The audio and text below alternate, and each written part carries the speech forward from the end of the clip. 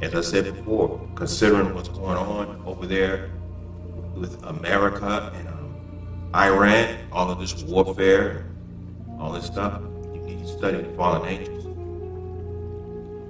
And so, as I said before, don't stop at Africa. You have to go way beyond Africa. You have to go further back and find out why these African so-called kings and queens were thinking and acting the way that they were acting.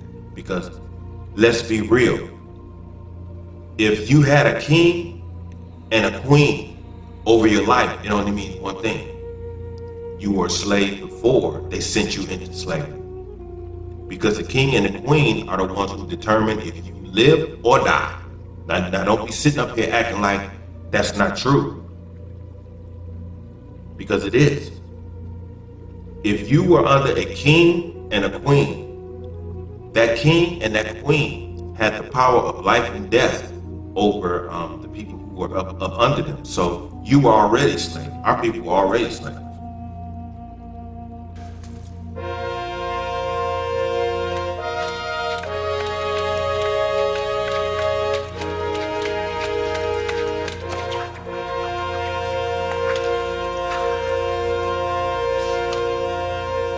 Throw him to the lions.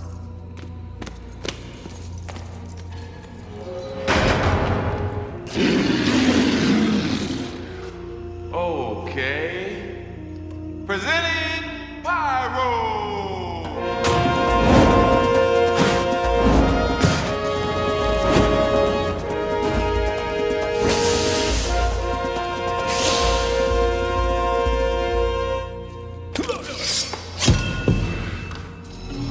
The only way to store ideas, feelings, is in the mind and in the heart.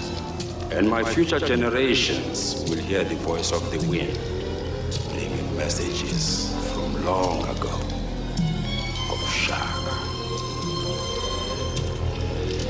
Yes, and that voice will speak of tyranny.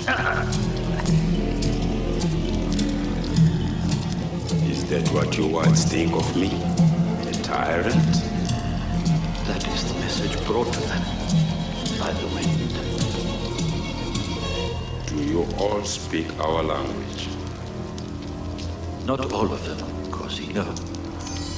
But they are learning. Already there are some who know enough to be able to speak to you. You interest me, white man. Since you know our language well, I'll honor you. From now on, you are a Zulu. And you shall act as my interpreter. You shall teach my people your language. And your people, my language. If you do well, I'll reward you handsomely. But if you fail me, I shall kill each and every member of your party. Is that clear? Tati.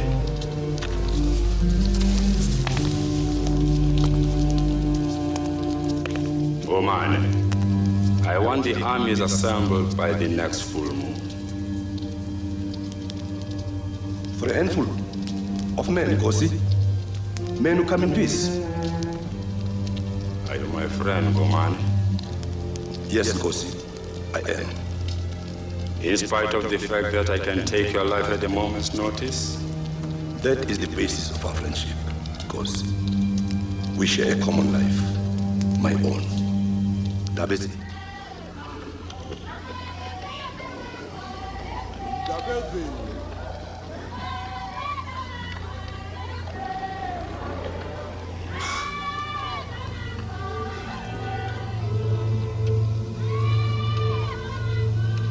very poignant.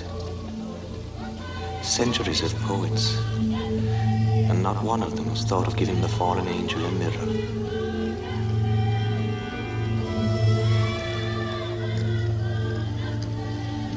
Inkosi yenu Joe.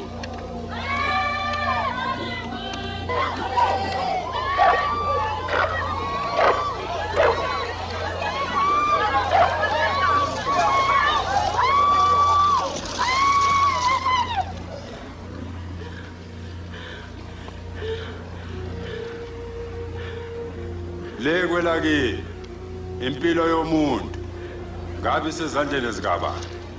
Kwezenkosi noma kwezabalandeli bakhe? In your country, he asks, to whom does life belong? To the king or to his subjects? In our country, each man is lord of his own life, and only his own life. King included, tell him. Kwela kubo, wonke umuntu uziphathela impilo yakhe nenkosi iziphathela iyayo impilo. Inkosi yanithumela impilo ukuba nihlasele. Can your king make you go to war?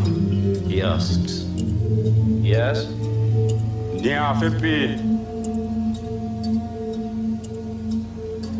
And can you die in war?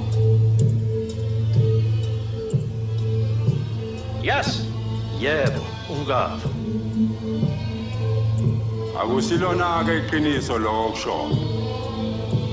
Yonke impilo ingeyenkosi. Then you are wrong, he says.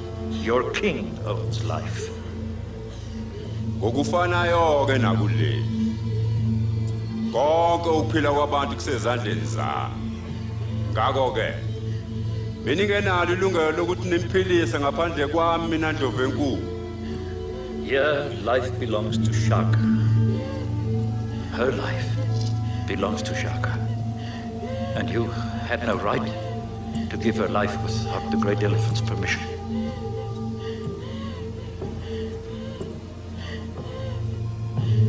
He's going to kill her. What the hell do you think you're doing? In God's name, we've got to stop him. We are in no position to stop anything. What would you have me do? Just sit here and watch? Yes, Finn, that's exactly what he wants to do.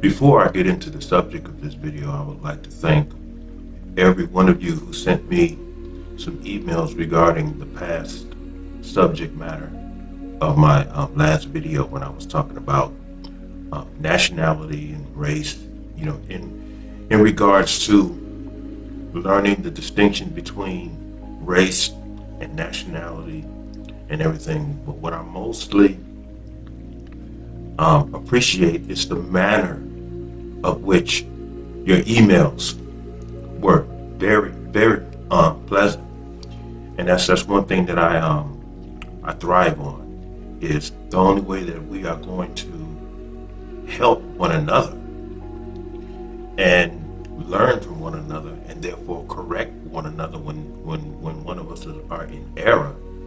There has to be some quality of humility in all of us, and this desire to communicate, a willingness to communicate, in which all of those things are rooted in one powerful force, and that is love. We have to love one another enough to recognize each and every one of us as human beings. You don't necessarily have to know one another on a personal basis in order to demonstrate love. Love is a very diverse living force that all of us carry. You know, we were created through love and compassion, you know. And so I don't have to know a person on a personal basis in order to show them love, because love is within. And this is what a lot of us are going to have to understand as human beings is that the only thing that's causing this organism to function is love. It's love. Now, that's not to assert that once this organism ends, that love ends. No, love transitions into a whole nother state of being. But the root of respect, the root of care, and the root of saying that you love someone is love itself, the living force love itself. So I wanted to express my appreciation of the emails and how very intelligent and very kind they were. But as to go forward, some of you were asking me, what did I mean when when I had said that slavery was at first a business? And I would offer a lot of you to please pick up the book Before the Mayflower.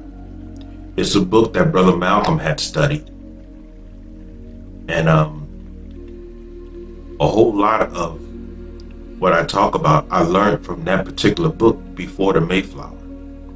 And it walks you through very detailed times of slavery, because even in the book it says slavery was old before Moses was even born. So the whole issue of slavery goes way back.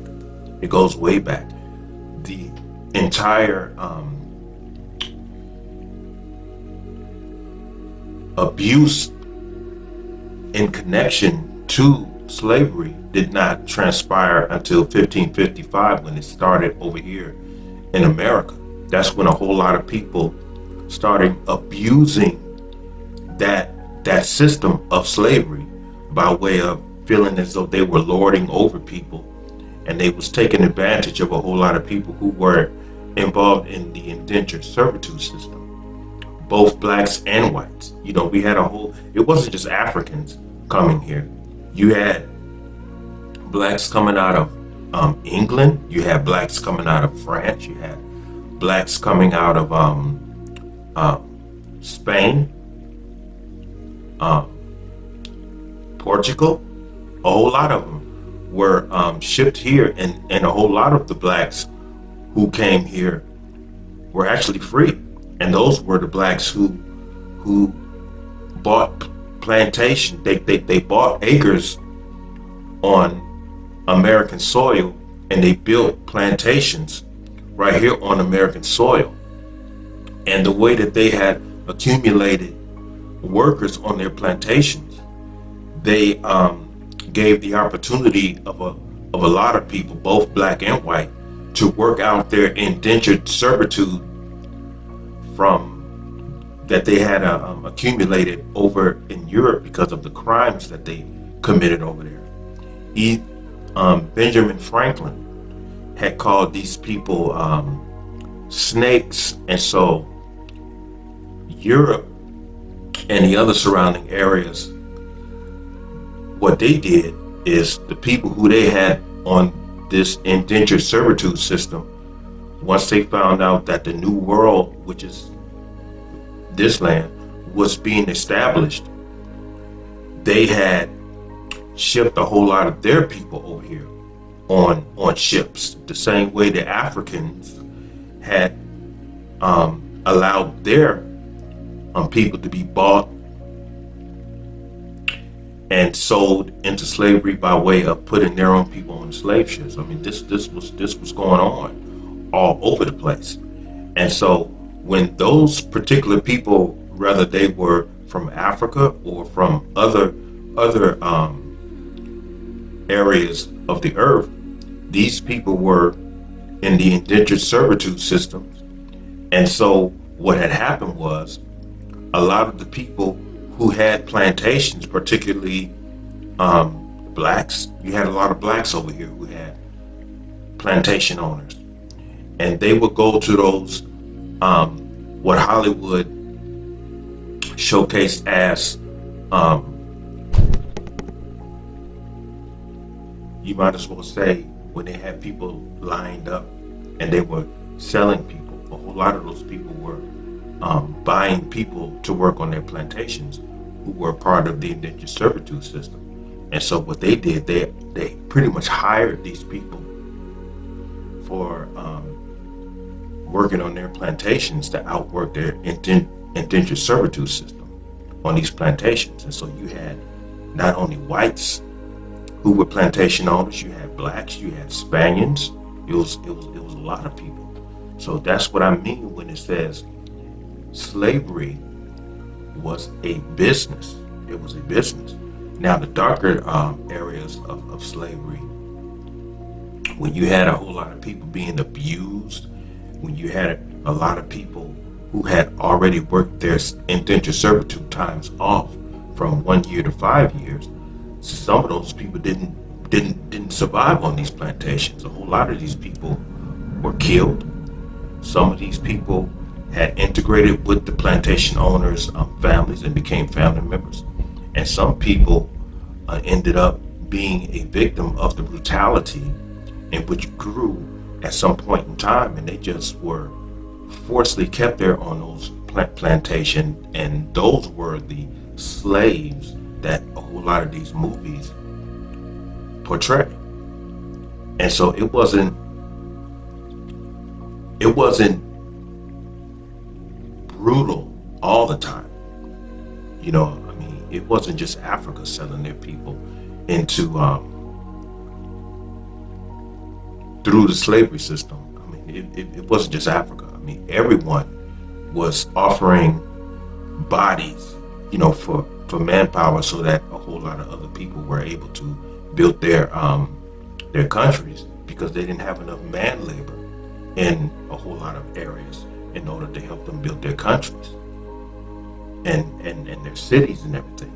And even that goes back to the days of Egypt, when at first Egypt had went out and they subjugated a whole lot of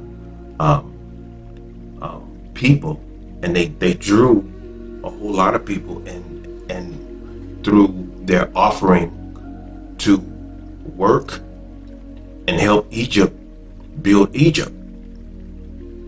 And so I believe they said that went on for like 2 or 3 dynasties. And then after 2 or 3 dynasties, they were forcing these people to stay.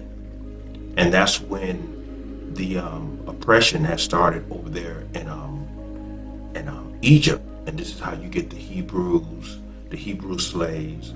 And actually, from what I was told over when I spent time in London, England at the Oxford University, I was over there talking to a whole lot of historians and people who had asserted that they had family members that were back in those days in Egypt. And if you look at the movie, when they would say, the movie The Ten Commandments would say Hebrew slaves. What I was told over in London, England, they were saying that Hebrew is equivalent to calling someone a slave. So this is one of the reasons why they say the Hebrew slaves. These people were Hebrews, and yet they were slaves. And it was even a time to where the word slave was excluded, and just called a person a Hebrew, which translated that they were slaves. But one of the reasons why I had the beginning of this as a entrance to this video is that what I've noticed about the Black community over here in America this day, it is so many of us who actually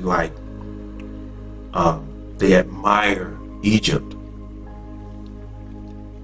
and they look at that video, Remember the Times by Michael Jackson. You know, you had Eddie Murphy sitting up there with his nose all up in the air, and Iman up there, I'm bored, entertain me.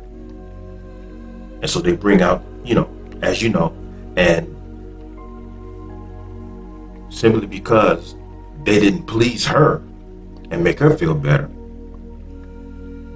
2 people died. Now people may say, well, that's just a video. Yeah, but while a whole lot of you were looking at the video, a lot of people were talking about in person and even in the comments, yeah, that's how powerful we was. That's how powerful we was. That's not power. That's weakness. And it only shows that the Egyptians, kings and queens, they were tyrants, and everyone under them were slaves because they had the power of life and death over the people and who they ruled over. And it's the same as Shaka Zulu.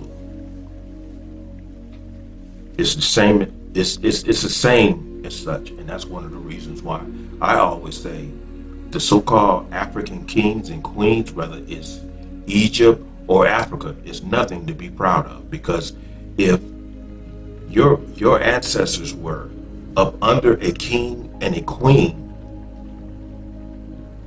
then your ancestors were slavery before slavery.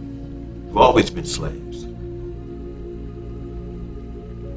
And your first slave masters were your kings and your queens that you so much brag about.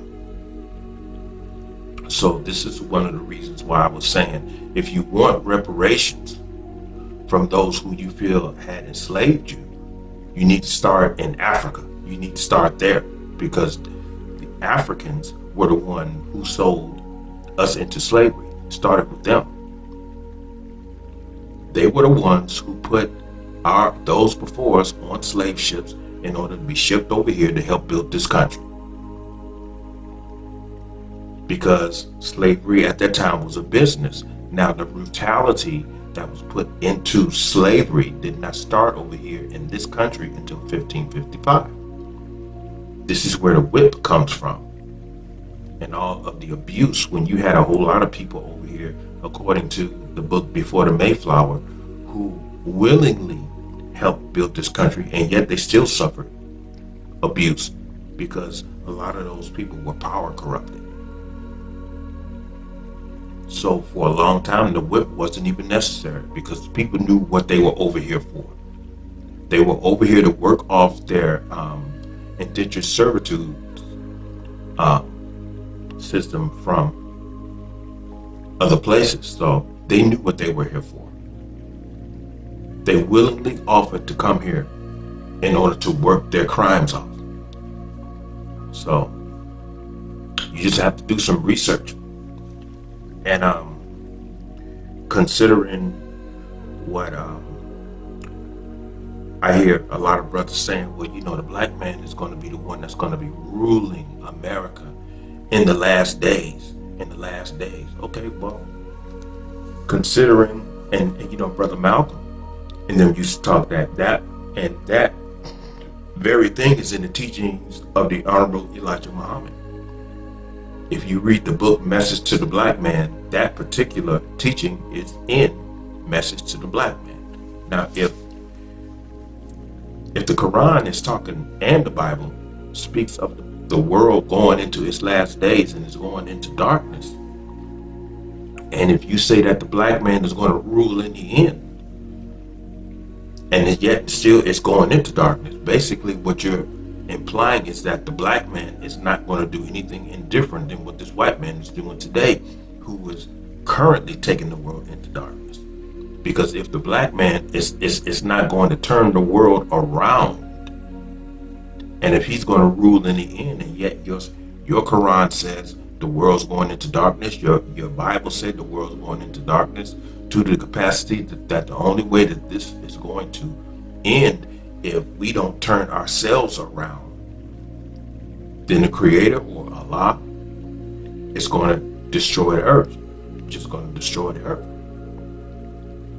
So boasting that the black man is going to rule the world during the end times, and if your Quran and if your Bible is stating that the people who are in power are still currently taking the world into darkness, well then that black man who's going to be ruling in the end when all of this transpires, he is also going to be guilty of taking society into that dark place.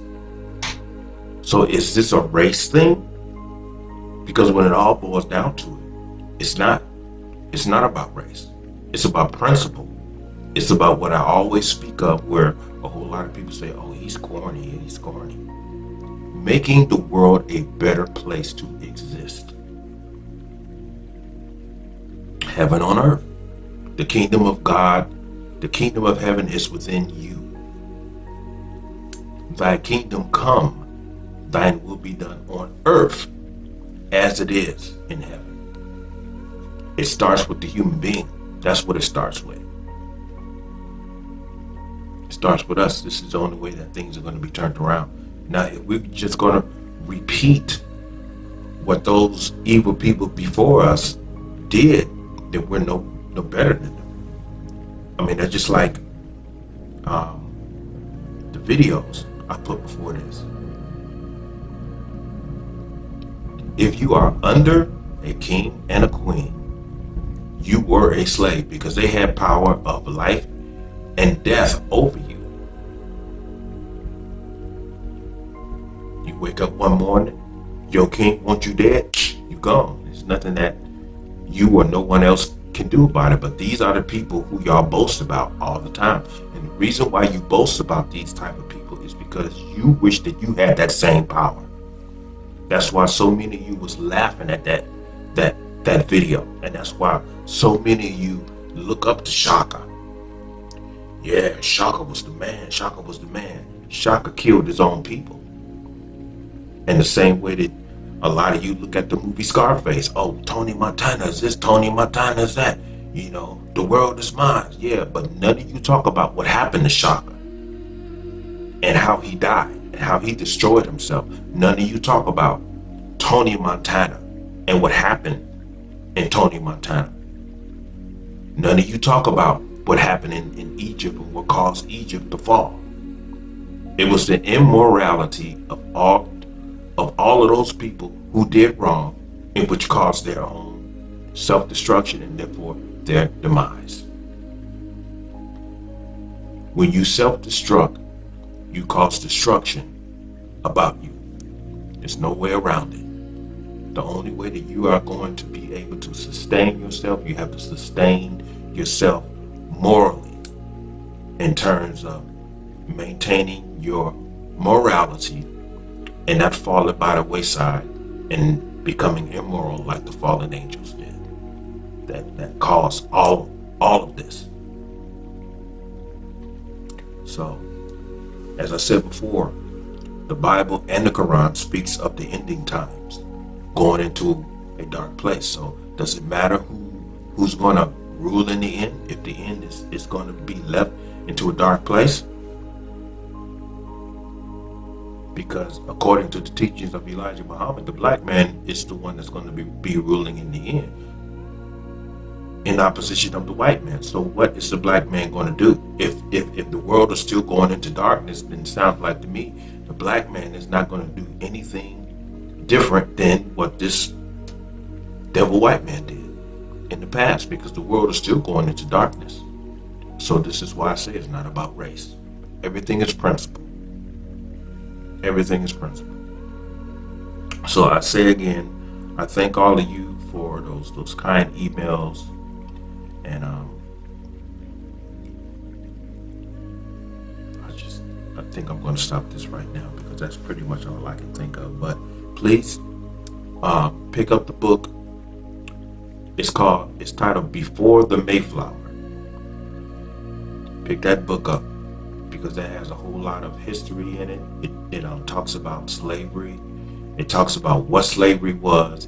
It reveals what indentured servitude, which is equivalent to being on parole or being on house arrest. And just keep in mind, everything is principle. It's not a race. It's principle.